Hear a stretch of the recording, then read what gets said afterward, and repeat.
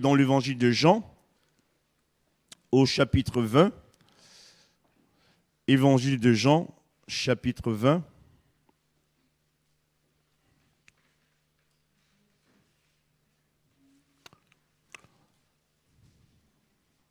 On va commencer au verset 1er d'abord pour vous situer le contexte.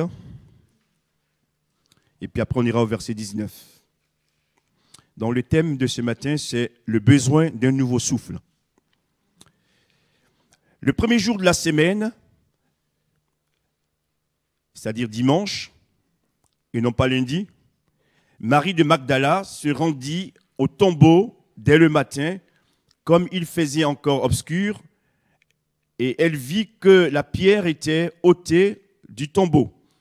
Elle courut vers Simon-Pierre et vers l'autre disciple, c'est-à-dire Jean, que Jésus aimait, et leur dit, « Ils ont enlevé du tombeau le Seigneur, et nous savons où ils l'ont mis. » Pierre et l'autre disciple sortirent et allèrent au tombeau. Ils couraient tous deux ensemble, mais l'autre disciple courut plus vite que Pierre et arriva le premier au tombeau. S'étant baissé, il vit les bandes qui étaient à terre. Cependant, il n'entra pas. Simon-Pierre, qui le suivait, arriva et entra dans le tombeau. Il vit les bandes qui étaient à terre et le linge qu'on avait mis sur la tête de Jésus, non pas avec les bandes, mais plié dans un lieu à part. Alors, l'autre disciple, c'est-à-dire Jean, qui était arrivé le premier, au tombeau, entra aussi. Il vit et il crut, car il ne comprenait pas encore que selon l'Écriture, Jésus devait ressusciter des morts, et les disciples s'en retournèrent chez eux. Verset 19. Le soir de ce jour, qui était le premier de la semaine, les portes du lieu où se trouvaient les disciples étaient fermées à cause de la crainte qu'ils avaient des Juifs. Jésus vint, se présenta au milieu d'eux et leur dit, « La paix soit avec vous. » Et quand il eut dit cela, il leur montra ses mains et son côté. Les disciples furent dans la joie en voyant le Seigneur. Jésus leur dit de nouveau, « La paix soit avec vous. Comme le Père m'a envoyé, moi aussi je vous envoie. » Après ces paroles, il souffla sur eux et leur dit, « Recevez le Saint-Esprit. Amen. »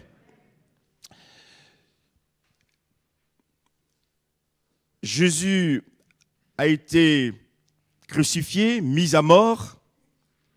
Les textes qu'on vient de lire nous montrent qu'il vient de ressusciter. Il a vaincu la mort.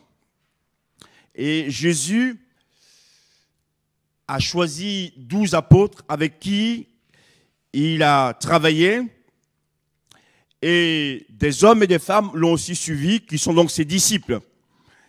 Et la Bible nous dit que le premier jour donc, de la semaine, le premier jour de la résurrection de Jésus, les apôtres et les disciples étaient dans la chambre haute.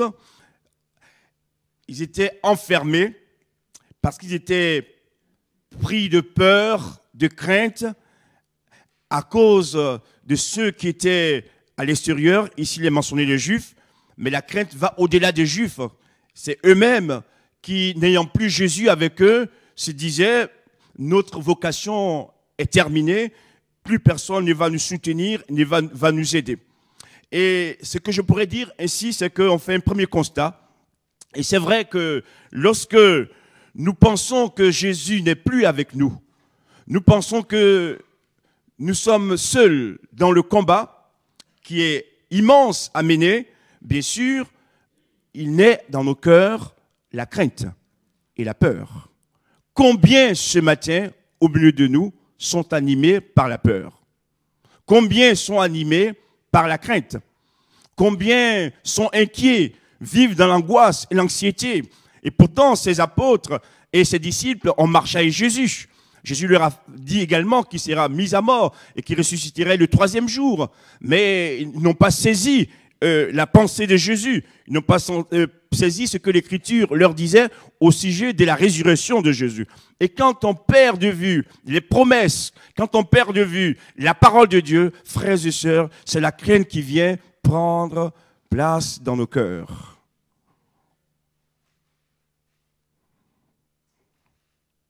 Seigneur, mon Dieu, tu connais et tu vois nos peurs, tu vois nos craintes.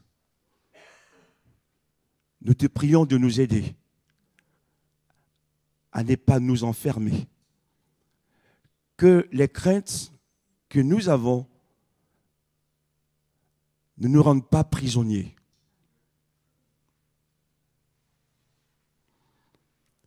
Que ces craintes n'enlèvent pas notre joie, notre enthousiasme aussi. Et parce qu'ils sont dans la crainte, qu'est-ce qu'ils vont faire? Les conséquences sont là.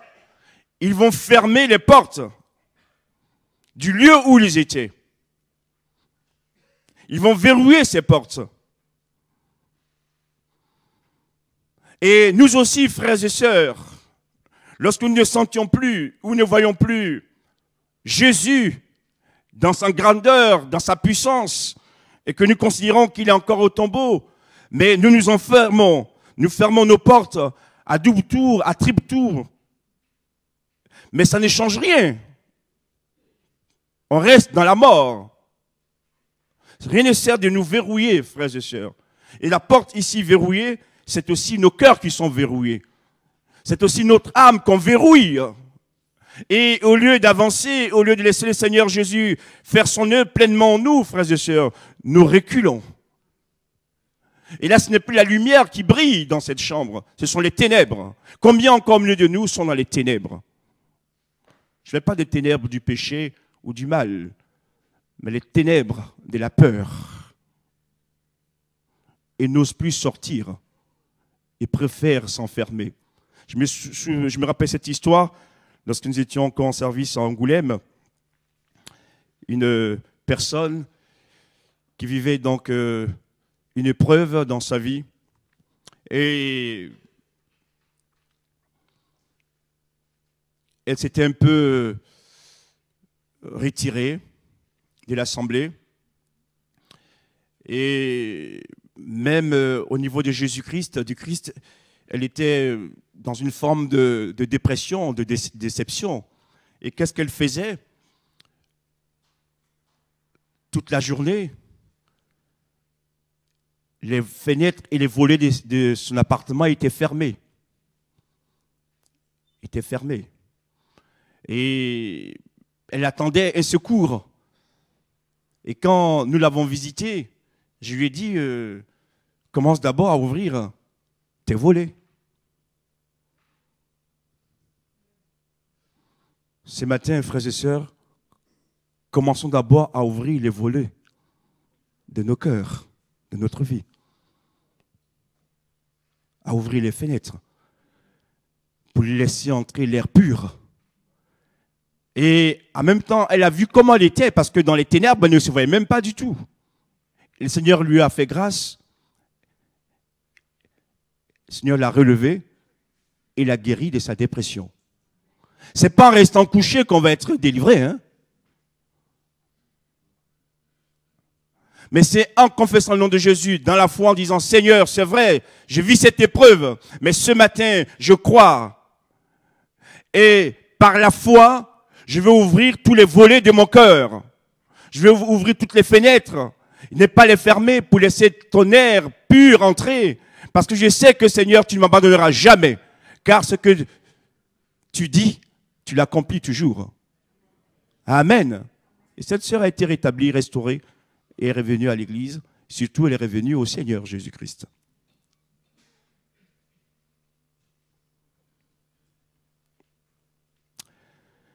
Ce que j'aime chez le Seigneur,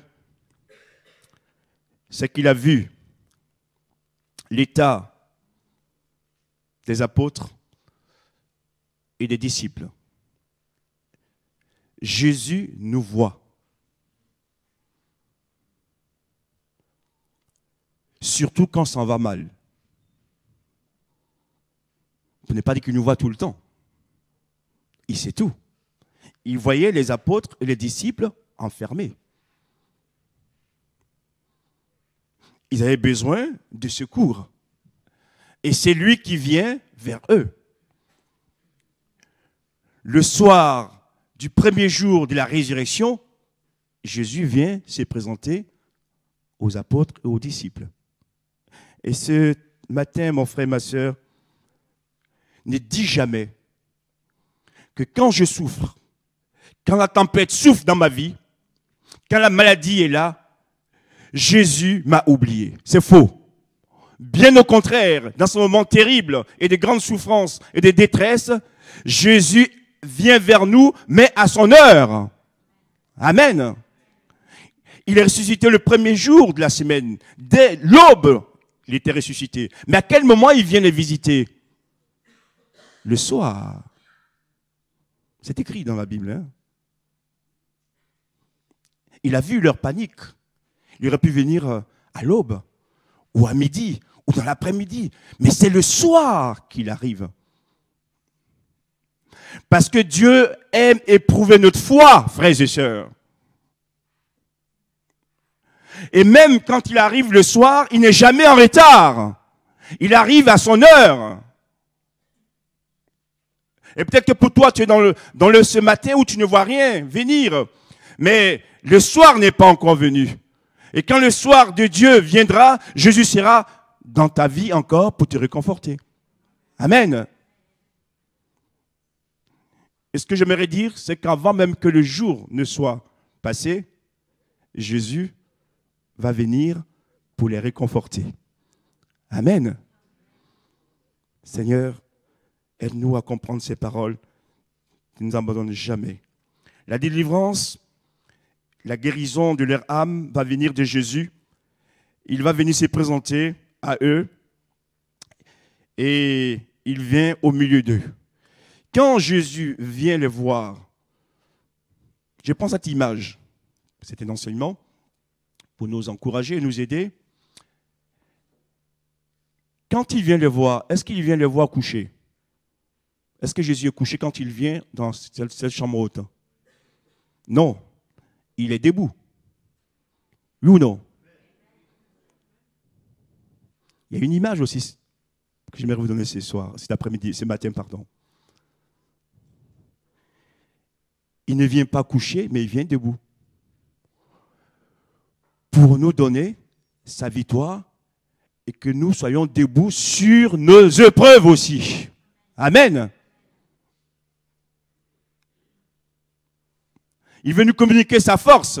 Il veut leur montrer ainsi qu'il domine tout. Il maîtrise ce qu'ils sont en train de vivre.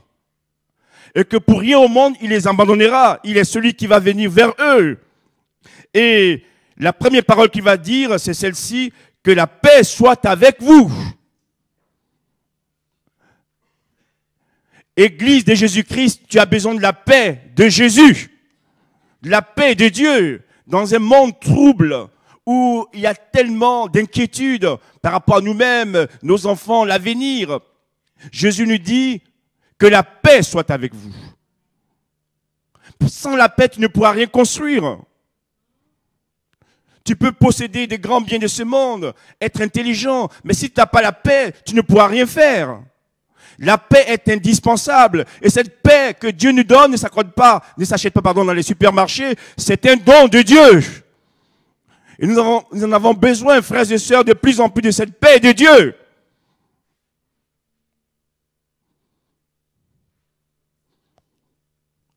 La paix de Dieu par rapport à l'avenir, par rapport à la conversion de nos conjoints, de nos enfants, de nos projets, tout cela, on a besoin de la paix de Dieu. Même cette année 2015, on a besoin de la paix de Dieu pour pouvoir construire, frères et sœurs. Et le Seigneur leur dit que la paix soit avec vous. Et nous lisons ceci. Quand il lui dit cela, il leur montra ses mains et son côté. Jésus voulait ainsi leur dire qu'il n'a pas souffert en vain.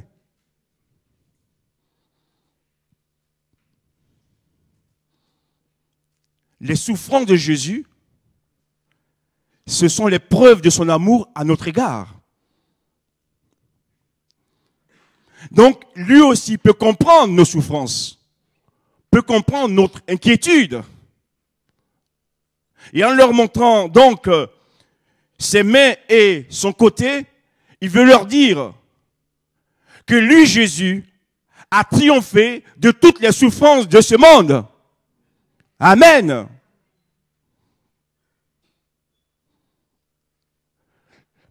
Le prophète Ésaïe dira ceci dans son chapitre 53, « Le châtiment qui nous donne la paix est tombé sur lui. » Sur lui.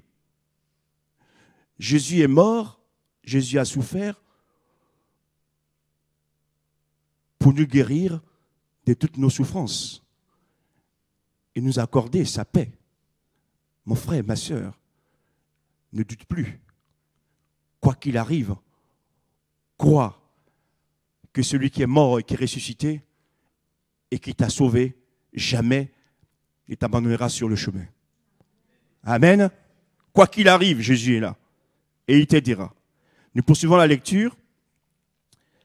Les disciples furent dans la joie en voyant le Seigneur. Premièrement, Jésus a parlé. Et après, quand ils ont vu qu'il est là au milieu d'eux, ils vont retrouver la joie. Et voilà ce que l'Esprit de Dieu m'a montré. C'est vrai que pour que nous retrouvions notre joie, nous avons besoin de voir Jésus.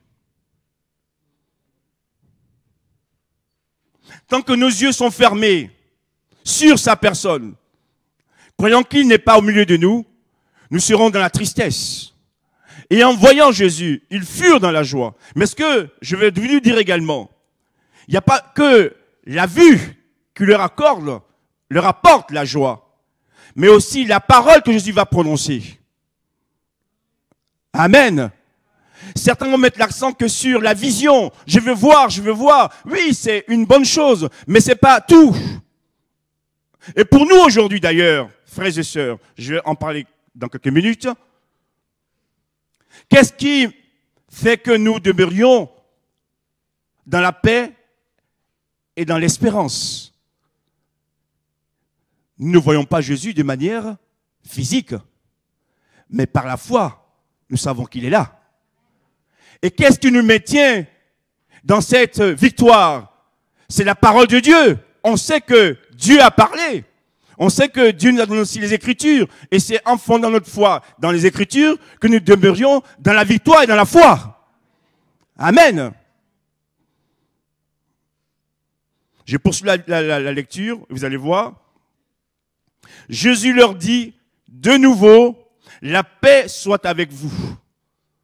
Autrement dit, à 2 reprises, Jésus a parlé.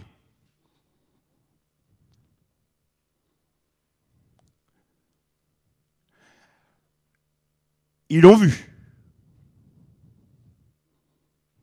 Et si la Bible insiste que Jésus à nouveau leur parla, c'est pour montrer l'importance de la parole par rapport à la vue. Et mon frère, ma sœur, chers amis, ce qui fait notre problème aujourd'hui, c'est que nous marchons trop souvent par la vue. Et quand nos yeux sont fermés, qu'on ne voit plus Jésus, mais on panique. Or, ce n'est pas la vue qui doit nous déterminer. C'est plutôt la foi dans la parole de Dieu. Je ne vois pas Jésus physiquement, mais par la foi, je sais qu'il est là avec moi. Que dit les Écritures? Je suis avec vous tous les jours jusqu'à la fin du monde. Donc ce que Jésus a dit, il accomplit parfaitement. Et c'est en croyant à la promesse, à la parole de Dieu, que nous pouvons demeurer dans la paix et dans la joie. C'est pas quel temps il fait dehors. Et ce matin, en préparant ces messages, le Seigneur me dit de vous le dire pour vous encourager, frères et sœurs. Il faut que nous plongeons de plus en plus nos regards dans la parole de Dieu. Et Paul même dira d'ailleurs que la foi vient de ce qu'on entend vient de la parole de Christ. Plus la foi grandit et plus nous sommes sereins et les craintes disparaissent. Et ce matin, mon frère et ma sœur, Attache-toi à la parole de Dieu. Crois à Dieu. Ses promesses sont certaines. Même si elles tardent, elles s'accompliront. Amen. Et ici, l'image est aussi pour nous aider à comprendre. Jésus n'est pas venu le matin, il est venu le soir.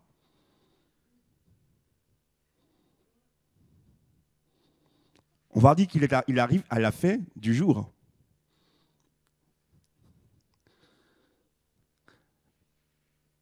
Mais le temps de Dieu, ce n'est pas notre temps. La montre de Dieu, ce n'est pas notre montre. Mais ce qui est certain, c'est que quand il voit ses enfants dans le doute, dans la crainte, il vient, mais à son heure.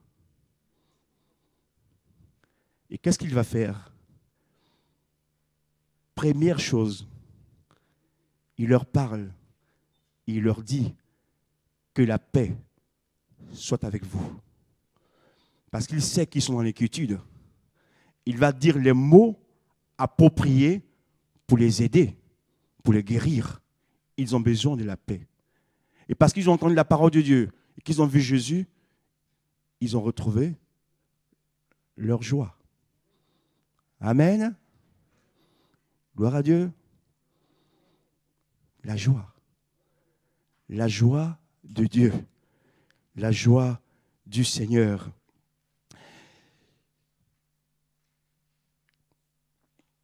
Dans Galates chapitre 5, verset 22, il est écrit ceci: le fruit de l'esprit, c'est l'amour, la joie et la paix.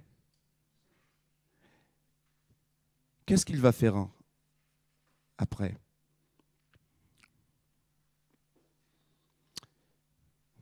Il va les envoyer.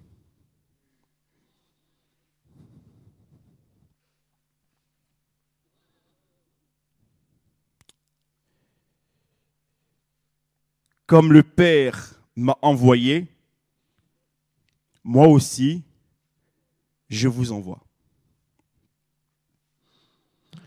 Au départ, ils s'étaient enfermés, pris de peur, ils tournaient sur eux-mêmes. Jésus vient guérir leur âme et leur dit, comme le Père m'a envoyé, je vous envoie. Le fait de leur dire cette parole, il leur dit ceci: ce que je veux, c'est pas que vous laissiez les craintes et les peurs vous enfermer et ôter votre énergie. Mais au contraire, je viens vous guérir pour que vous soyez ouverts aux autres. Amen. Quand on est dans la peur, quand on est pris dans les craintes, on s'enferme. On s'isole même. On ne veut pas voir les autres.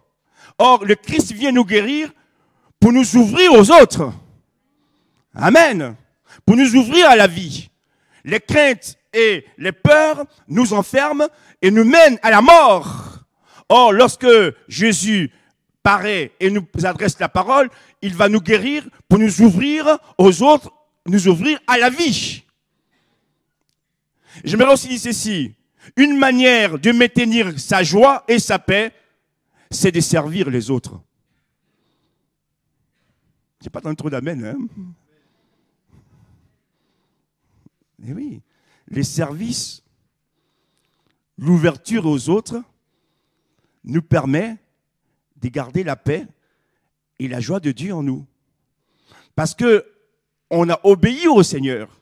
Quoi qu'il arrive, Seigneur, c'est vrai que j'ai des problèmes, j'aurai encore des problèmes, mais j'obéis à ta parole et au lieu de m'enfermer, je m'ouvre aux autres. Et en m'ouvrant aux autres, j'obéis à la parole de Dieu et Dieu permet de plus en plus d'ouverture en moi. Et quand l'ennemi vient m'attaquer pour m'enfermer, le Seigneur est là comme mon libérateur pour me dire: il ne peut rien parce que tu es avec moi, je suis avec toi et nous avançons. Amen. Le but d'ailleurs des craintes et des peurs, c'est de nous dépersonnaliser. C'est de nous rendre impuissants, incapables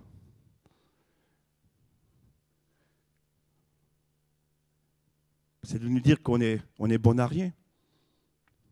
On est inutile. Alors qu'on a du prix aux yeux de Dieu. Mon frère et ma sœur, ce matin, le Seigneur veut t'encourager. Et sa présence dans ta vie est capable de guérir toutes tes peurs, toutes tes craintes, pour que ton esprit soit ouvert, que ton âme soit ouverte pour recevoir sa parole, que tes mains soient ouvertes, ton cœur soit ouvert, et il va le remplir. Amen.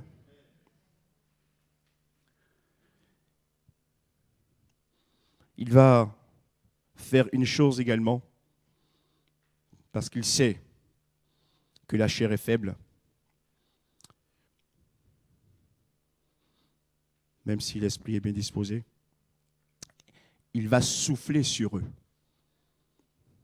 C'est pourquoi j'ai intitulé ce message ce matin, le besoin d'un nouveau souffle. Il va souffler sur eux. Parce que nos peurs, nos craintes,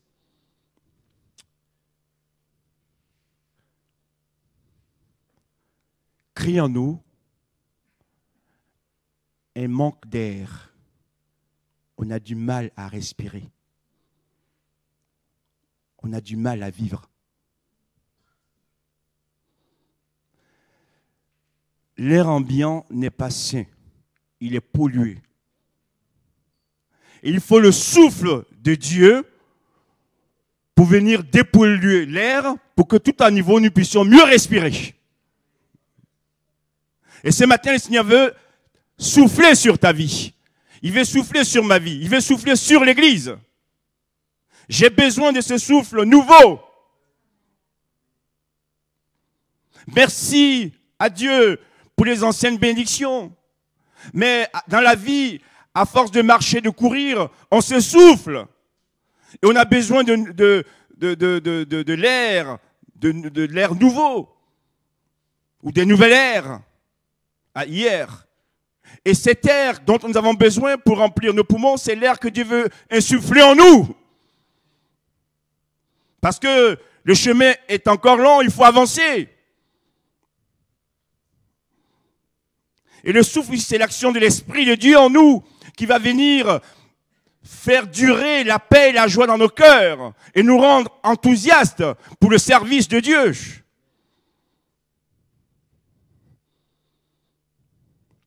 Ce que l'homme ne peut pas faire, l'Esprit le fera.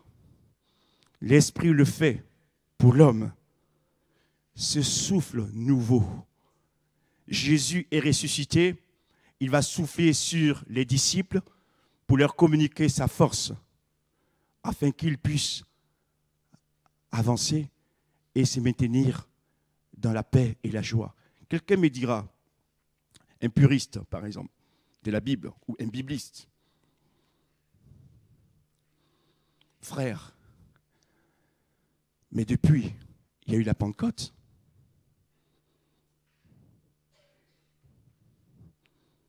Donc, on n'a plus besoin d'un souffle nouveau.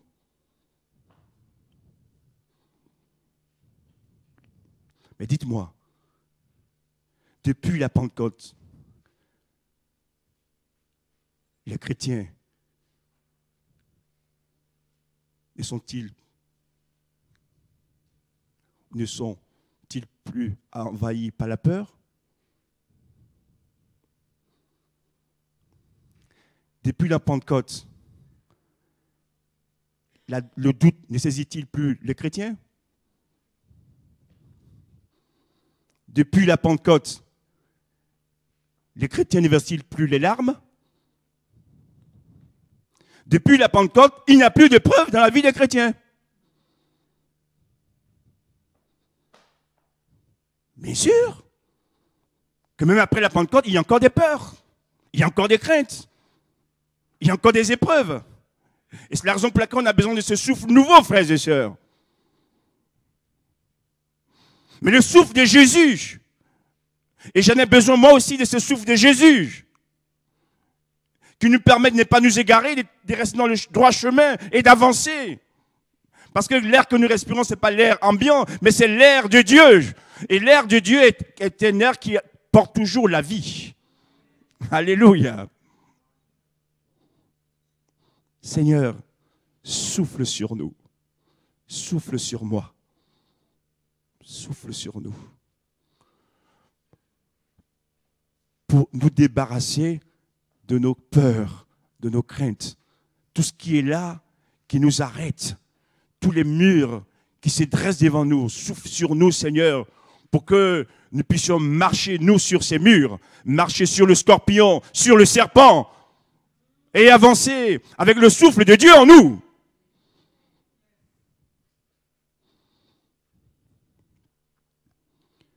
Ce n'est pas le souffle du journal qui va nous animer. Les nouvelles du jour. Ce n'est pas le souffle de la télévision qui doit nous animer. Ce n'est pas le souffle du qu'en dira-t-on. Mais c'est le souffle de Jésus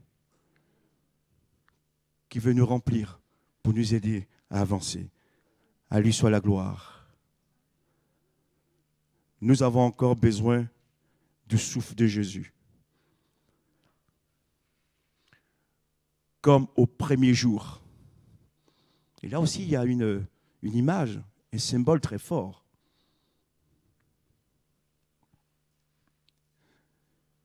C'est dès le premier jour de sa résurrection que Jésus souffle sur les disciples et les apôtres. Nous aussi, frères et sœurs, nous avons besoin de ce souffle de Jésus pour repartir comme tout à nouveau, comme le premier jour où Dieu nous a touchés. Amen.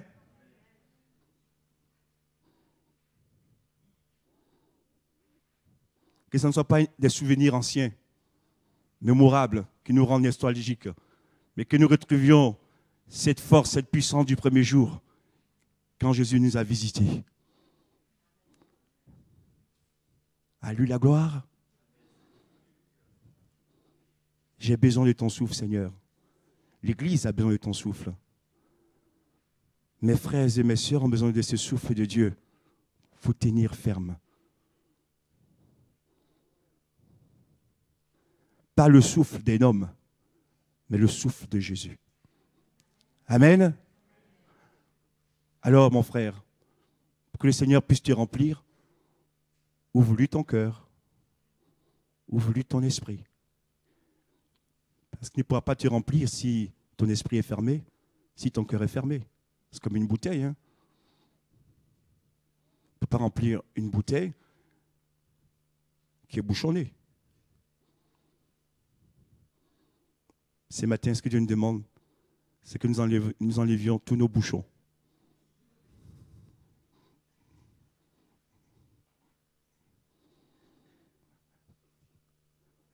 On va créer une société qui va s'appeler SOS Bouchon. Si mon frère ne peut pas enlever son bouchon, l'entreprise va venir et vous enlever votre bouchon. SOS, ça va très vite ça, hein, finalement. Mais c'est pour ton bien, pour mon bien aussi. Seigneur, merci de nous aider. Ce matin, quelques paroles pour vous encourager, vous aider. Et que le Seigneur vraiment, encore une fois, nous donne de prendre la victoire en lui. Et je termine en disant cette parole. C'est ce souffle de Jésus qui va maintenir cette joie et cette paix en nous, qui va la faire durer et nous rendre enthousiastes pour le service de Dieu. Amen. Merci à toi la gloire, Seigneur. Merci pour ta parole. Parole qui nous encourage, qui nous enseigne, qui nous aide aussi à nous repositionner par rapport à toi. Ce matin, nous voulons te livrer toutes nos craintes, nos peurs. Et nous voulons confesser que celui qui est à la croix est ressuscité. Et que c'est son souffle que nous voulons respirer. Nous voulons respirer du souffle de la résurrection dans nos vies, dans nos familles, dans l'Église. Pour vaincre toutes les morts, Jésus est vivant. À lui la gloire. Amen. Amen. Amen. Amen.